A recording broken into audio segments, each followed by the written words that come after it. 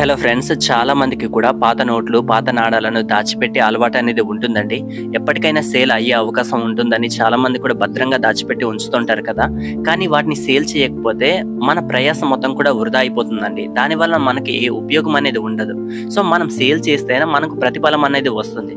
So ఈ పయనంలో కొంతమందికి ఏమని ఉంటుందంటే, నిజంగా ఇటువంటి కాయిన్స్ ని మనం ఎక్కడ సేల్ చేయాలి, ఏ విధంగా సేల్ చేయాలి, సేల్ చేయాలంటే మనం ఎటువంటి జాగ్రత్తలు పాటించాలి, ఎవరిని నమ్మాలి, నమ్మే ముందు మనం ఎటువంటి జాగ్రత్తలు పాటించాలి అనే ఒక తలంపు అనేది మనలో ఉండాలండి. మనం ఎవరిని కూడా గుడ్డిగా నమ్మకూడదు కదా.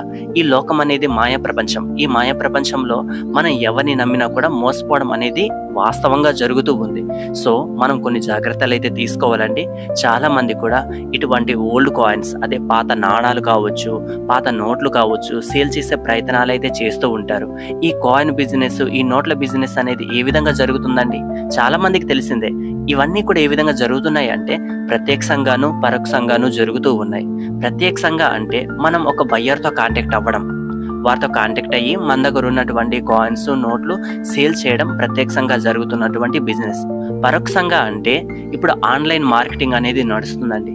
ఎక్కువగా ఆన్లైన్లోనే వీటిని తీసుకోవడానికి, అదే విధంగా అమ్మడానికి ఇష్టపడుతున్నారు. దీనికి గల ప్రధాన కారణం ఏంటంటే, మనం నెట్లో ఏదైనా సరే పోస్ట్ చేసామనుకోండి, చాలా మంది చూస్తారు. ఇప్పుడు మనం ప్రచారం చేయలేం కదండి. ఇప్పుడు పాంప్లెంట్లు కొట్టో లేకపోతే ఇలా తీసుకుంటామని ఎంతమందికి అని చెప్తాం. కానీ ఈ విధంగా మనం ఏదైనా పోస్ట్ మనం చేసామనుకోండి, చాలా మంది చూస్తారు. వారికి అవసరం అనుకోండి, వాటిని తీసుకుంటారు. ఈ విధంగా ప్రత్యక్షంగాను పరోక్షంగాను ఈ కాయిన్ బిజినెస్, ఈ నోట్ల బిజినెస్ అనేది జరుగుతూ ఉంది. సో చాలా మంది కూడా ఈ మధ్య కాలంలో యువతరం అనేది చాలా మంది అయితే వీటి పట్ల ఆసక్తితో అయితే ఈ కాయిన్స్ బిజినెస్, నోట్ల బిజినెస్ పట్ల అయితే చాలా మంది ఇంట్రెస్ట్ అయితే చూపుతున్నారు. సో ఇప్పుడు మనం తెలుసుకోవాల్సినటువంటి మెయిన్ థింగ్ ఏంటంటే, చాలా మందికి ఉంటుంది ఏమనంటే, మనం సేల్ చేయాలి, నష్టం మాత్రం కలగకూడదని ఎవరమైనా కోరుకుంటాం. సో మనకు నష్టం కలగకూడదు అంటే మనం ఎటువంటి జాగ్రత్తలు తీసుకోవాలి? మనం బయ్యర్స్తో కాంటాక్ట్ అవుతున్నప్పుడు మనం ఒకటేనండి, చాలా మంది ఏం చేస్తారంటే ఫీజు అడుగుతుంటారు. అంటే అందులో మనం ఏదైనా కాయిన్ కావచ్చు, నోట్ కావచ్చు సేల్ చేయాలనుకోండి, అక్కడ ఫీజు అయితే అడుగుతుంటారు. అందులో ఫామ్స్ అయితే ఇస్తుంటారు. కొంతమంది అంటే మనకు డీటెయిల్స్ అయితే అడుగుతుంటారు. ఆధార్ కావచ్చు, లేకపోతే పాన్ కార్డు కావచ్చు, మనకి ఇలాగా కొన్ని మన ఐడెంటిటీ కార్డ్స్ అయితే అడుగుతూ ఉంటారు. సో వారు అలా తీసుకొని మన దగ్గర మనీ తీసుకొని అయితే వాటిని సేల్ చేసి పెడతామని అయితే చెప్తూ ఉంటారు కదా. సో ఇక్కడే మనము తప్పు చేస్తున్నామండి.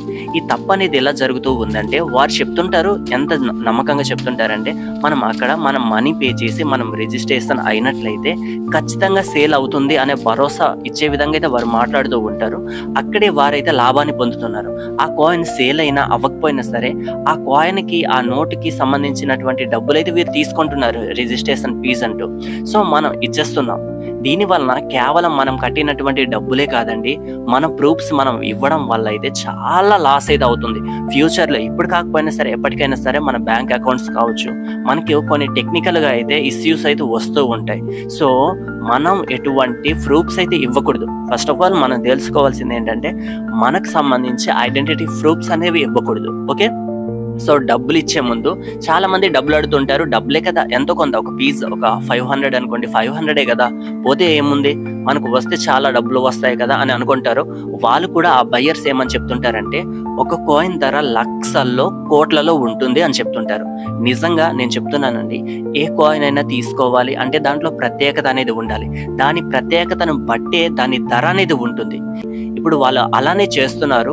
నిజంగా నా ఛానల్లో గల వీడియోస్ చూస్తున్న వాళ్ళు చాలా మంది కూడా ఈ కాయిన్స్ బిజినెస్ అంటూ, నోట్ల బిజినెస్ అంటూ మోసపోయిన వారే.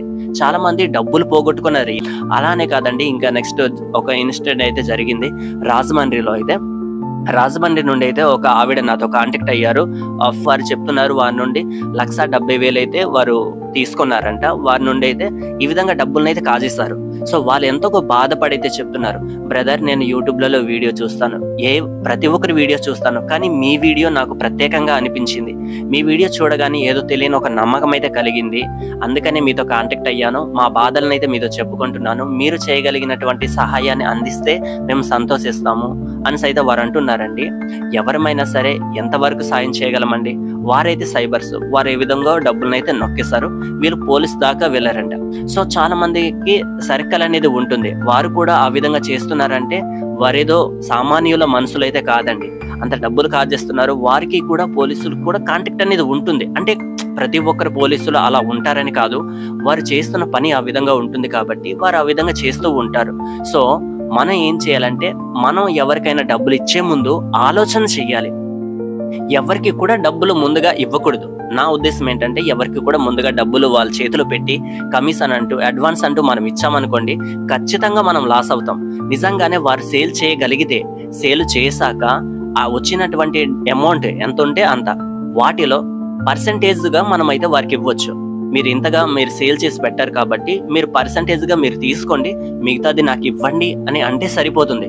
అంతే తప్ప చాలా మంది ఏంటంటే, అందులో వారి చెప్పే డబ్బు ఏదైతే ఉందో ఒక 30 lakhs 20 lakhs అనగానే ఆ డబ్బులంతా మనకు వచ్చేస్తాయి కదా, సో మనం ముందుగా ఇచ్చేద్దాం, అడ్వాన్స్ ఏముంది, ఇవేవో ఎక్కువ కాదు కదా అని అనుకుంటామండి. ఒక 500 చొప్పున కావచ్చు, ఒక 1000 రూపాయల చొప్పున కావచ్చు, ప్రతి ఒక్కరు కూడా కాంటాక్ట్ అయిన ప్రతి ఒక్కరు ఇస్తే వారికి ఎంత లాభం వస్తుంది? అది సేల్ చేయకుండానే వారికి డబ్బులు అయితే వస్తున్నాయి. సో ఇలా అయితే జరుగుతూ ఉంది. ఇటువంటి మోసాలు చాలా అంటే చాలా జరుగుతూ ఉన్నాయండి. నా ఛానల్ని ఫాలో అయ్యే వారిని అయితే నేను ఒకటే ఉద్దేశపూర్వకంగా అయితే నేను చెప్తాను, ఏంటంటే ఎవ్వరు కూడా మోసపోకూడదు. మనకు లాభం అవసరం లేదు. మనం కాయిన్స్ గురించి, నోట్ల గురించి సేల్ చేసే విధానంలో మనకు లాభం అవసరం లేకపోయినప్పటికీ కూడా మోసమైనా జరగకూడదు. ఓకేనా? ఎవరమైనా సరే నష్టపోవాలి, మనకు లాస్ అవ్వాలి అని ఎవరు కూడా ఈ బిజినెస్ అనేది చెయ్యరు కదా. మీరు కూడా సేల్ చేసేది దేనికండి? మనకి ఎంతో కొంత డబ్బులు అనేవి వస్తాయి. ఆ డబ్బులు అనేవి మన ఎదుగుదలకి కావచ్చు, లేకపోతే మన కనీస అవసరాలకైనా ఉపయోగపడతాయి అనే ఉద్దేశంతోనే కదా. డబ్బు అనేది ప్రతి ఒక్కరికి అవసరం కదా. ఈ డబ్బు లేకపోతే ఈ సృష్టిలో మనం దేన్ని కూడా మనం చేయలేం. ఈ లోకం అనేది డబ్బుమయం. ఎవ్వరికి జాలి, దయ, కనికరాలు అనేవి ఉండవు. డబ్బు ఉంటే నీకు రెస్పెక్ట్ ఇస్తారు, డబ్బు లేకపోతే నువ్వెవరో అంటారు. సో మనం ఏదైనా సరే చేసే ముందు ఆలోచన కలిగి ఉండాలండి. సో ఫ్రెండ్స్, ఇప్పుడు ఫీజు గురించి అయితే మనం మాట్లాడుకుందాం. అసలు ఈ ఫీజు అనేది వారు చెప్తుంటారు, INR ఫీజు అంటుంటారు. కొంతమంది ఏంటంటే ట్యాక్స్ కి సంబంధించి అని అడుగుతుంటారు. లేకపోతే అక్కడ అప్లై ఏదైతే ఉందో మనం వాటిని తీసుకొని వాళ్ళ దగ్గర వెళ్తాం కదా, అంటే కాయిన్స్ అయినా నోట్లైనా, సో వాటిని ఆన్లైన్ లో అప్లోడ్ చేయడానికి కావచ్చు, ఈ విధంగా రిజిస్ట్రేషన్ ఫీజు అంటూ డబ్బులు అయితే అడుగుతుంటారు కదా.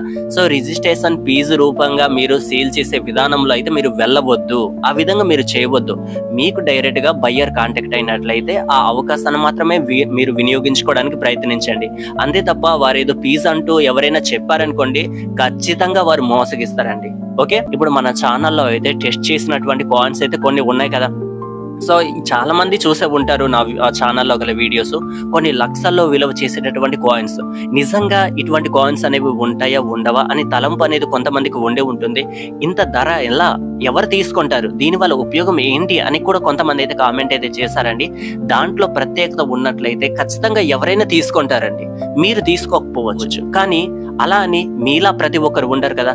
వాటిని తీసుకునే వారు ఉండబట్టే కదా ఈ బిజినెస్ అనేది జరుగుతూ ఉంది. అవునా కదా? ఇప్పుడు మనం చూస్తూ ఉన్నాం, ఈ కాయిన్స్, నోట్లు ఇవన్నీ కూడా గతంలో కొన్ని అయితే రద్దయిపోయాయి. అలా అని తెలిసినప్పటికీ కూడా వాటిని తీసుకుంటున్నారు అంటే ఈ బిజినెస్ అనేది వాస్తవంగా ఉంది, ఈ బిజినెస్ అనేది జరుగుతూ ఉంది.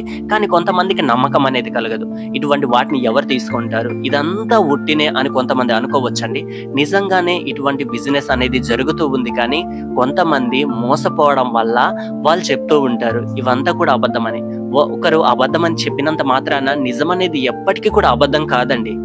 మనం ఒకటే ఆలోచన చేయాలి, మన దగ్గర ఉన్నాయి అనుకోండి, ఆ వాటిని సేల్ చేసే అవకాశం కోసం మనం ఎదురు చూస్తూ ప్రయత్నం చెయ్యాలి.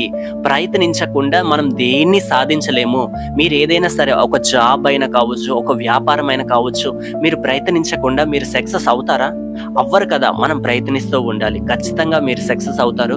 నా ఛానల్లో గల వీడియోస్లో ఏవైనా కాయిన్స్ గురించి నేను చెప్పాననుకోండి, నిజంగా వాటిని తీసుకుంటారు అని చెప్పినట్లయితే 100% వాటిని తీసుకోవడం అనేది జరుగుతుంది. కానీ మీరు వీడియో చూసేటప్పుడు మీరు ఖచ్చితంగా జాగ్రత్తగా వీడియో చూడాలి. మనం దేని గురించి చెప్పాం, కొన్ని వెబ్సైట్స్ని ఉద్దేశించి సేల్ చేసే విధానం గురించి చెప్పడం అయితే జరిగింది. కొన్నింటిని గురించి అంటే మనకు కొంతమంది బయ్యర్స్ అయితే కాంటాక్ట్ అయ్యారు. సో వారు చెప్పినటువంటి కాయిన్స్ మీ దగ్గర ఉన్నట్లయితే వాటిని వాటిని తీసుకోవడం అయితే జరుగుతుంది అని చెప్పాను కదా. సో ఇటువంటి డీల్ వచ్చినటువంటి కాయిన్, ఏ కాయిన్ అయినా సరే వాటిని అయితే తీసుకోవడం అనేది జరుగుతుందండి. నిజంగా నేను చెప్తున్నాను, వాటిని 100% అయితే తీసుకుంటారు. చాలా మంది కూడా, ఇంతమంది మన ఛానల్లో గల వీడియో చూస్తున్నారు, మీరు ఒకసారి అబ్జర్వ్ చేస్తారా? ప్రతి ఒక్కరు, చాలా మంది కూడా కొన్ని దినాలుగా నా ఛానల్ని ఫాలో అవుతున్న వారు, ఫాలోవర్స్ ఒకసారి చూడండి, మన ఛానల్ని ఎంతమంది సబ్స్క్రైబ్ చేస్తున్నారు. చాలా మంది కూడా నేను చెప్పనప్పటికీ కూడా సబ్స్క్రైబ్ చేయడానికి ఇష్టపడుతున్నారు. చాలా మంది సబ్స్క్రైబ్ చేస్తున్నారు. ఎప్పటికైనా సరే నిజమే కదా ఈ బ్రదర్ చెప్తున్నారు అని ఒక చిన్న ఆశతో అయితే, ఒక నమ్మకంతో అయితే చూస్తున్నారు, సబ్స్క్రైబ్ చేస్తున్నారు. నమ్మకం అనేది ఉట్టినే కలగదండి. నేనేదో మాటల్లో చెప్పేస్తున్నంత మాత్రాన ఆ నమ్మకం అనేది కలగదు. నేను చేసి చూపిస్తున్నాను, ఇటువంటి అవకాశాలు తెస్తున్నాను కాబట్టి ప్రజలందరూ నన్ను ఆదరిస్తున్నారు. సో ఈ అవకాశం అనేది, మీరు ఇచ్చినటువంటి అవకాశమే నేను కూడా మీకోసం తెస్తున్నటువంటి అవకాశాలే. సో ప్రతి ఒక్కరు కూడా వినియోగించుకోవడానికి ప్రయత్నించాలి. నేను చెప్తున్నాను కదండి, ఎవరైనా ప్లీజ్ అంటూ మీకు ముందుగా డబ్బులు అడిగినట్లయితే దయచేసి నమ్మమాకండి, ఓకేనా? నేను కూడా ఎప్పుడైనా సరే మన ఛానల్లో నేను ఎప్పుడైనా అడిగానండి, నాకు ఇలా ప్లీజ్ అంటూ ఇవ్వండి, నేను సేల్ చేసి పెడతానని ఎప్పుడైనా చెప్పానా? లేదు కదా. నేను చేయగలిగినటువంటి సహాయాన్ని అందించాలి అంతే తప్ప ముందుగా నాకు డబ్బులు ఇవ్వండి అనేది నేను చెప్పను. అలా అని నేను కమిషన్ కూడా అడగనులేండి. నా వరకు ఏంటంటే నేను వీడియో చేయాలి, ఆ వీడియో అనేది మీకు ఉపయోగపడాలి. నాకు వీడియో రూపంలో వచ్చిన డబ్బులే నాకు సరిపోతాయి, ఓకే? సో నేను ఈ విధంగానే నేను ఆలోచిస్తాను. చాలా మంది కమిషన్లు అంటూ ఈ విధంగా అడిగినట్లయితే దయచేసి ఇచ్చి మోసపోకండి. మీరు రిస్క్ ని మీరు కొని తెచ్చుకోకండి, ఓకే? మీరు తర్వాత పోలీస్ స్టేషన్ దాకా వెళ్తాం అనుకున్నా సరే అది నిష్ప్రయోజనం అండి. మనం ముందుగానే మనం జాగ్రత్త పడాలి, ఓకేనా?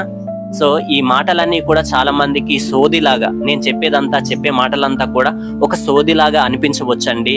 ఈ బ్రదర్ ఇంతే ఇలా చెప్తుంటారని మీరు అనుకోవచ్చు. కానీ కొంతమంది, ప్రతి ఒక్కరు తెలివిగా ఉండరు కదండి. మీరైతే తెలివిగలవారు, వీడియో చూస్తున్నవారు, కానీ అలా అని ప్రతి ఒక్కరు మైండ్ సెట్ అనేది ఒకేలా ఉండదు కదా. సో అవివేచన పూర్వకంగా ఉన్న వారికైతే నేను ఈ విషయాలను అయితే తెలియజేస్తున్నాను. వారందరూ కూడా రక్షించబడాలి. మీరు మాత్రమే కాదు, ప్రతి ఒక్కరు కూడా మన ఛానల్లో గల వీడియోస్ చూస్తున్న ప్రతి ఒక్కరు కూడా వివేచన పూర్వకంగానే ఆలోచించాలి. ఎవరిని నమ్మకూడదు, ఎప్పటికీ కూడా మోసపోకూడదు అనేదే నా కర్తవ్యం, ఓకే? సో మీకు ఎటువంటి డౌట్స్ ఉన్నా కూడా కామెంట్ అయితే చేయండి. నేను ప్రతి ఒక్కరికైతే నేను రిప్లై ఇస్తానండి. నెక్స్ట్ వీడియోలో మరలా కలుద్దాం. అంతవరకు సెలవండి. Bye bye.